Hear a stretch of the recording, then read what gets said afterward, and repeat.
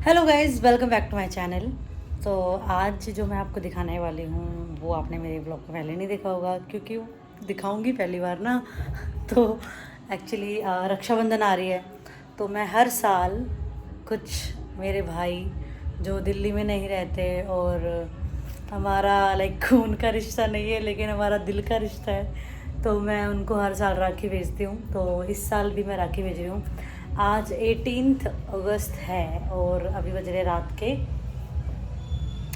8:30। अभी 8:30 हो रखे हैं। तो अभी मैं राखी पैक करने लगी थी, तो मुझे लगा था कि अभी 18 तारीख हो गई, देखते देखते 20 तारीख हो जाएगी, पता भी नहीं चलेगा। और अब 30 तारीख को रक्षाबंधन है, तो पहुंचने में भी कम से कम 3-4 दिन लगेंगे। तो मैंने सोचा कि जल्दी से पैकिंग कर लेती हूँ। और पैकिंग देखो ये होने लग रही है, मैं खुद कर रही हूँ। मैं पहले तो मैं सोच रही थी कि इंस्टाग्राम या किसी साइट से ऐसे डायरेक्ट राखी भिजवा देती हूँ। ऐसा होता है ना कि कस्टमाइज राखी जो होती है, तो वैसा मैं सोच रही थी भिजवाने के लिए, लेकिन मैंने वैसा नहीं किया। यार गाने चल रहे हैं बाहर। मैं खुद खरीद के लाई हूँ राखी बाहर से, और उनको जैसे हमारे घर में डिलीवरी कितनी सामान आता है, तो वैसा बॉक्सेस बहुत सारे पड़े हुए थे। और वैसे भी कुछ अच्छे अच्छे बॉक्सेस भी है, जैसे कि ये है, तो ये थोड़ा अच्छे बॉक्स है। तो अच्छे बॉक्स निकाल के जिसमें कि अच्छे से सब कुछ पैक हो जाए, तो मैं वैसा कुछ सोच रही हूँ। और राखी मैंने ख़रीद ली थी, क्या बोलते हैं उसको, कुमकुम सिंदूर, टीका लगाने के लिए चावल, तो वो सब कुछ एकदम मार्केट में सब कुछ इतने अच्छे से पैक होके आता है। हमारे घर से इतने दूर घर है किसी का, और उन्होंने इतने तेज़ गाना चलाए हुए हैं, हरियाणवी पंजाबी गाने। तो उनका जो शोर है ना, क्योंकि मैं पहले से पंखा बंद करके वीडियो बना रही हूँ ताकि वीडियो में शोर कम आए, तो मैंने कम से कम 3 बार रुक के ये वीडियो बनाई है। और अब मैंने अपना उधर का फ़ैन ऑन कर दिया है और इधर का बंद है, ताकि थोड़ी सी आवाज़ दब जाए। तो मैं अभी आपको दिखाती हूँ, ठंडा मिलेगा, जल्दी आ जा। आ रही हूँ ना। तो अभी जो है क्या कहते हैं, मैं आपको दिखाती हूँ कि मैंने क्या क्या कैसे क्या पैक किया है, जल्दी से देखो। तो सबसे पहले देखो, ये मैं मार्केट से लेके आई थी, ये ऐसा कुछ। तो अब मेरे को इसका कोई यूज़ लग नहीं रहा, मैं ले तो आई ऐसे इसको, बट मैं इसको भेज दूँगी। एंड ये राखी है, पैक कर रही हूँ जो मैं। और ये है राखी, एक मैं पैक कर चुकी हूँ। और ये जो बॉक्स है ना, इसमें एक पेंडेंट मंगाया था, और ये स्किन केयर के बॉक्स है जिनका जो नाम है मैंने वो छिपा दिया है मार्कर से। तो मतलब बॉक्स इतने सही है, एकदम काम के यूज़ में आने वाले, तो इसीलिए मैं इनका यूज़ कर रही हूँ। और कुछ लिख के मतलब बहुत कुछ ऐसे ऐसे कुछ कर रही हूँ ट्राई। तो एक बॉक्स जो है पैक हो गया है, वो जो जहाँ पे जो भेजना है, सब मुझसे पूछ रहे ये कहाँ भेजना है, मैंने किसी को बताया नहीं। तो मैं ऐसे शर्मा रही हूँ, मम्मी कह रही है अरे भाई के पास ही तो भेज रही है। ठीक है, शर्म आती है, क्या करे। ये राखी है, इसमें मैं ये रख रही हूँ क्योंकि ये जो है इन दोनों के अंदर, एक में चावल है और एक में सिंदूर कुमकुम जो है वो है। ठीक है, एक जगह मुझे 2 राखी भेजनी है, तो ये इसके अंदर आ नहीं रही है, मतलब ये बड़ी है। सेम साइज़ की जो राखी थी वो मैंने एक इसमें पैक कर दी है, तो इसके साइज़ के लिए मुझे एक और राखी लानी होगी। राखी रखी हुई है, तो इसमें 2 राखी भेजनी है, एक ही घर में जो मेरे 2 भाई हैं, तो उनको भेजनी है। तो ऐसे मैं कुछ कर रही थी, तो वैसा है, देख लो पैक हो रहा है। अभी मैं पैक करके जब भेजूँगी तो मैं आपको दिखाऊँगी। अभी फ़िलहाल तो पैकिंग करी है, ठीक है। चलो जब भेजूँगी तब मिलते हैं। हा, राम बाबू का कलाकंद, यो ब्लैक डार्क ब्राउन भी वो है कलाकंद। लुगाई नो बोली और तेरा भाई तो कति कमजोर हो रहा है। बताऊं क्या नाम था उसका, गैस कर, अपनी फेवरेट है सबकी। देख मैं बोल रही हूँ, मेरे लिप्स पढ़ लियो, लिप्स पढ़ियो मेरे। ना बोलूं।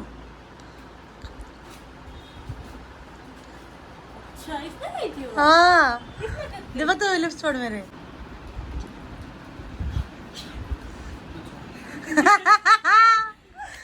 तो समझ गई ना। नू बोली मैंने पर लेकर तेरा सूट किस लेने गई थी, ठीक है।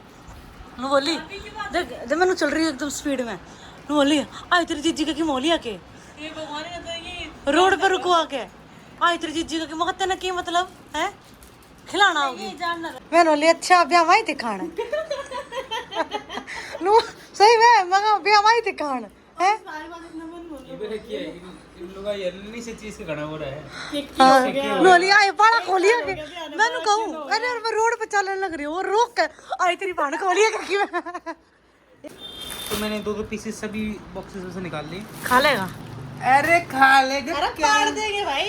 पाड़ दे ये मैं सबसे पहले ट्राई करूंगा बहुत है खैर बेस्ट ऑफ लक मिलेगा ना बेस्ट ऑफ लक ठीक है थैंक यू दीपक जा रहा है चेन्नई इसका गेम है मैच शो तो इसको बेस्ट ऑफ लक मेरी ओर से तेरा बेस्ट ऑफ लक क्या है?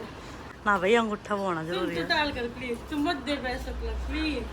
ओ फाइनली मेरा अंगूठे ना फोकस ना ले रहा दीपक का थोबड़े ने फोकस कर रहा कैमरा ओके ठीक है। आगे अच्छा हाँ आगे। यो आगे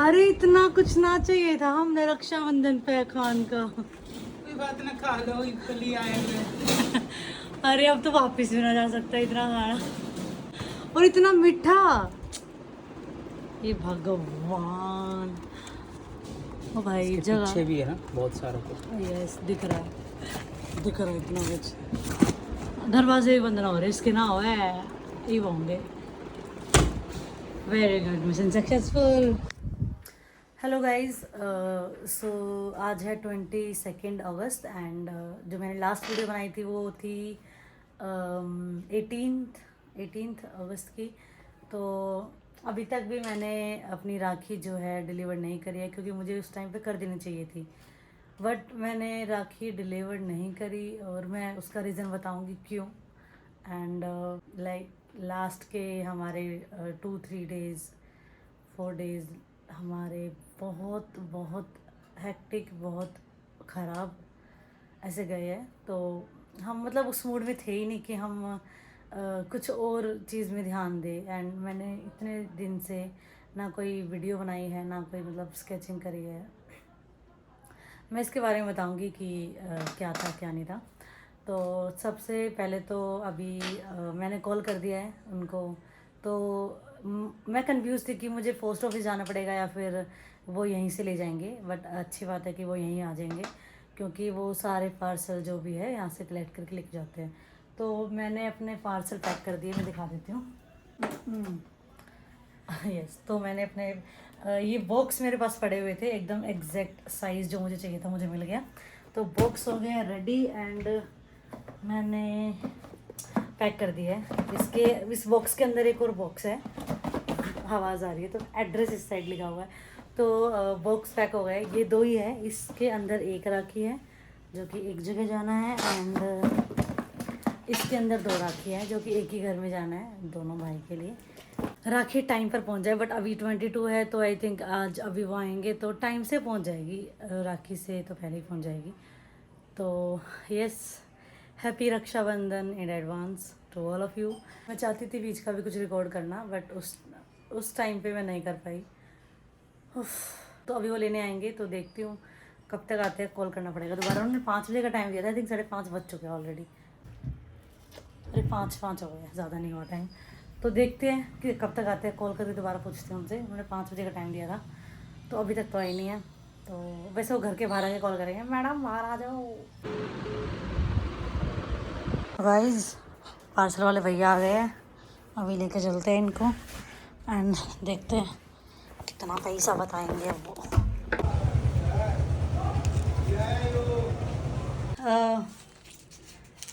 पार्सल मैंने दे दिया है अपनी राखियाँ वो टाइम से पहुंच जाएगी और बस मुझे इसी की टेंशन थी कि एक बार घर से निकल जाए उसके बाद देखी जाएगी क्योंकि जब तक यहाँ से नहीं निकलेंगे तो फिर मैं क्या ही एक्सपेक्ट करूँ कि 3 दिन रह गया 4 दिन रह गया 5 दिन रह गया पता नहीं टाइम से पहुँचे ना पहुँचे अब तो आराम से पहुँच जाएगी 3 से 4 दिन में पहुँच ही जाता है तो एक स्केच है जो कि मुझे यूके के लिए बनाना है और मैंने कभी इंटरनेशनल ऐसे पोस्ट पार्सल किया नहीं है तो उसका थोड़ा मुझे बात करनी थी तो उन्होंने बता दिया वो भी 3-4 दिन में इंडिया में भी 3-4 दिन में बाहर भी 3-4 दिन में बट पैसे ज़्यादा लगते हैं तो 3-4 दिन जो मैं बता रही थी कि हमने कुछ एक्स्ट्रा काम नहीं किया मतलब हमने कुछ काम नहीं किया कुछ मैंने स्केचिंग नहीं की और जो हमारे इतने ख़राब दिन गए हैं तो जो मेरे ब्लॉग्स देखते हैं जो मेरे शॉर्ट्स देखते हैं उनको पता है कि हमारा एक पेट था गोलू एंड उसको हमारे साथ आए हुए हमारे साथ उसको 2 साल हो गए थे। तो कल मंडे मॉर्निंग को 21 अगस्त को मंडे मॉर्निंग में गोलू की डेथ हो गई। एंड वो बहुत ही ज़्यादा अनएक्सपेक्टेड था हमारे लिए। मतलब हमें लगा ही नहीं था। पहली बात तो गोलू को हमने ख़रीदा नहीं था।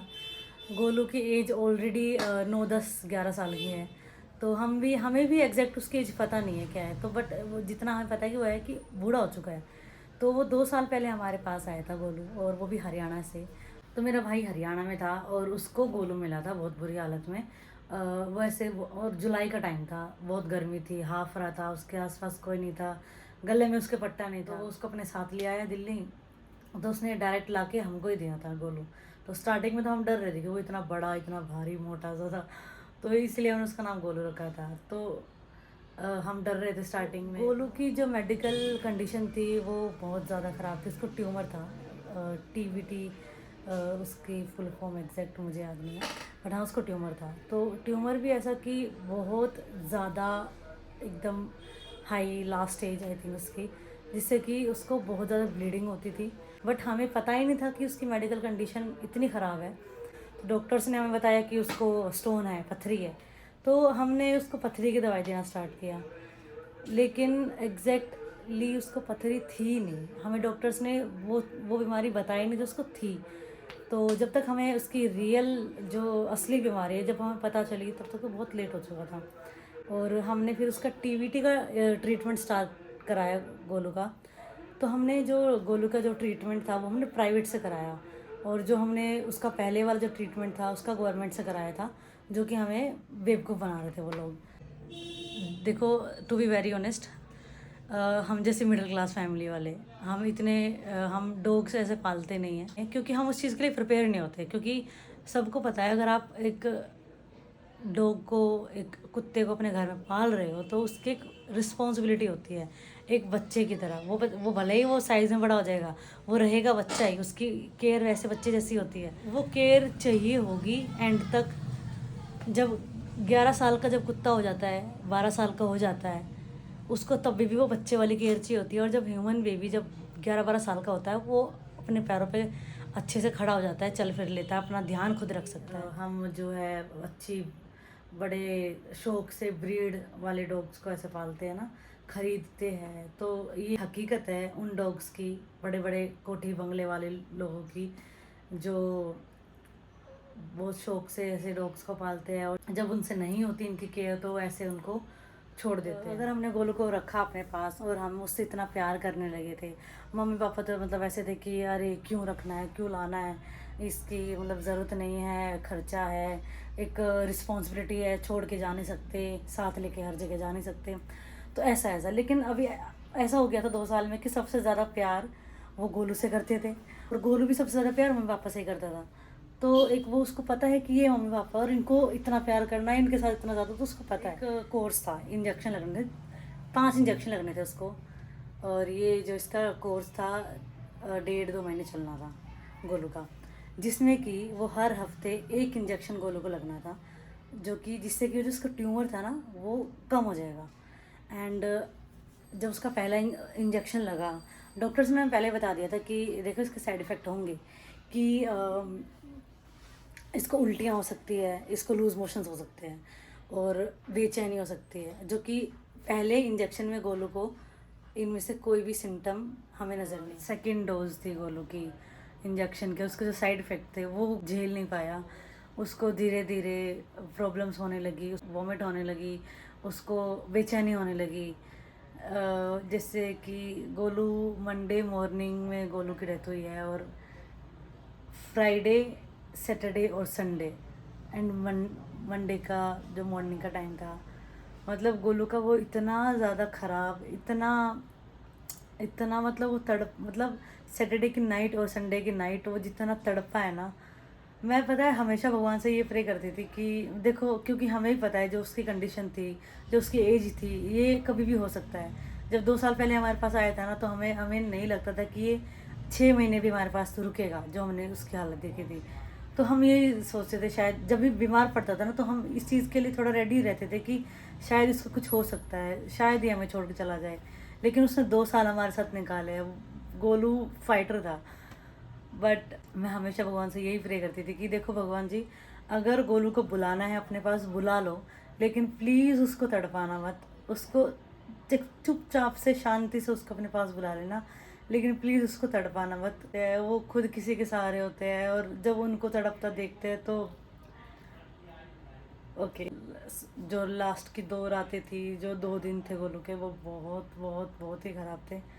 हम उसको सुबह शाम डॉक्टर के पास लेके जाते थे। सुबह जाते उसको वहाँ दवाइयाँ उसको दी जाती थी, इंजेक्शन।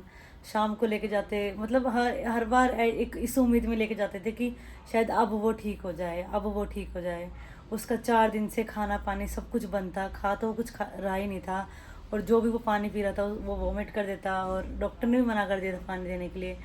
तो आखिरी बात यही है कि हमारे जो 2 साल थे गोलू के साथ, वो बहुत बहुत बहुत अच्छे थे हमारे लिए। छोड़ो, गोलू के लिए वो बहुत ही, आई थिंक, मुझे नहीं पता उसके पहले का जो टाइम था वो कैसा गया, लेकिन ये जो 2 साल थे गोलू के, बहुत अच्छे थे हमारे साथ। इतनी सारी मेमोरीज वो हमको देके गया है।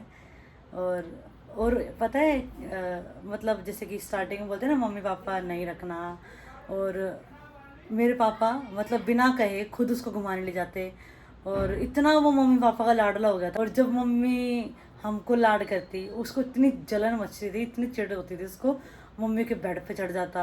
किचन के अंदर उसने कभी एंट्री नहीं करी, बाहर बैठा रहता था, और बेड बिस्तर के ऊपर कभी चढ़ता नहीं था। अगर हमने बुला लिया ना उसको तो सिर्फ पैर पैर रखता था अपने। तो जब हम मम्मी हमें लाड करती थी ना, तो पैर रख के मम्मी चिपटता था कि मेरे को लाड करो, मैं हूँ, मैं लाडला बच्चा हूँ, तो वैसे करता था। मैं चाहती थी अपने गोलू को, मैं ये सिर्फ गोलू के बारे में नहीं बता रही हूँ, मैं वो रियलिटी बता रही हूँ जो कि सच में बहुत जगह हो रही है।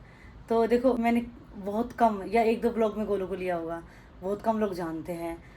तो मैं इसीलिए नहीं कि मुझे गोलू के बारे में बताना है सबको, देखो मेरे साथ क्या हुआ, मेरे गोलू के साथ क्या हुआ। मुझे ये बताना था कि ये जो गोलू के साथ हुआ है ना, ये बहुत डॉग्स के साथ होता है और बहुत घरों में होता है। अब मैंने बताया कि हमें कितने लोगों ने बोला कि गोलू को छोड़ दो, तो ये बहुत हर जगह मिल जाएंगे ऐसे लोग। तो इन लोगों से थोड़ा दूर रहो तो अच्छा है। और अच्छा है कि अगर आप स्ट्रीट डॉग्स को अडॉप्ट करेंगे, ब्रीड वालों को ना खरीद कर, जो बेचते हैं इनको, और बहुत बुरा बुरा होता है। पीछे की स्टोरी तो कोई जानता ही नहीं, उनकी क्यूटनेस में मर जाते हैं सब लोग। तो पीछे की स्टोरी जानो तो आपको पता चले कि कितना गंदा सलूक होता है इनको पैदा करने में।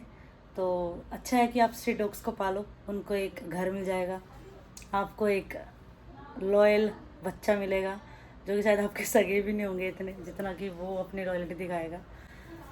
तो मुझे और कुछ इससे ज़्यादा नहीं बोलना है, ठीक है। Bye guys, thank you so much for watching this vlog.